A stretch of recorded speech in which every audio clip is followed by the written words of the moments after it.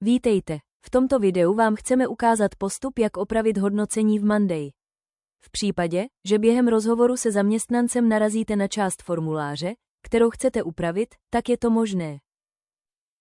Pokud chcete změnit nebo doplnit hodnocení zaměstnance, přejdete na tabulku sebehodnocení. Zde najdete hodnocení od zaměstnance. Stačí kliknout na příslušnou buňku a upravit ji.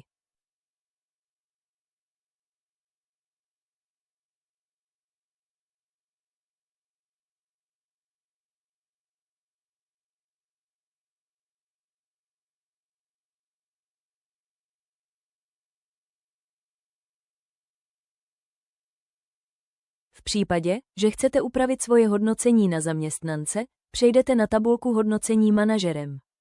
V tabulce najdete hodnocení tak od zaměstnance jako i od vás. Opět stačí kliknout na vybranou buňku a upravit ji.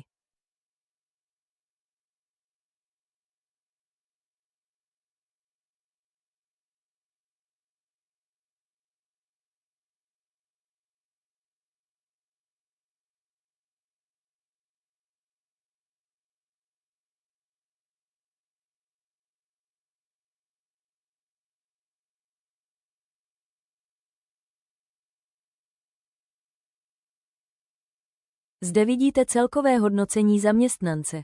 Jeden výsledek je návrhem systému, buňka návrh celkového hodnocení a vaše vlastní celkového hodnocení zaměstnance. Pod návrhem se nachází matematický propočet hodnot hodnocení všech kompetencí. Zde si můžete srovnat tyto hodnocení a rozhodnout se, zdali ponecháte svoje, nebo ho změníte dle návrhu ze systému.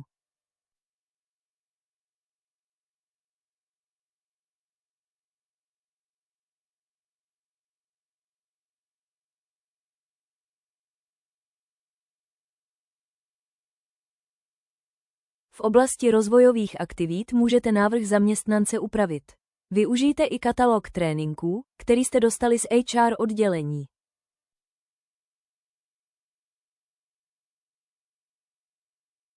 Na úplný závěr společného sezení se zaměstnancem je potřeba, abyste v této tabulce zaznamenali, že hodnotící rozhovor proběhl. Přejdete na tuto buňku a vyberte hotovo.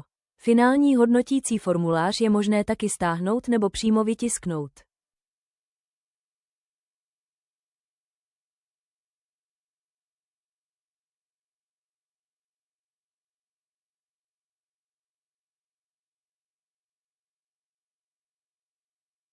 Děkujeme za čas, který věnujete svým lidem. Poskytnutí zpětné vazby je jednou z našich klíčových hodnot, proto dejme dialogu prostor.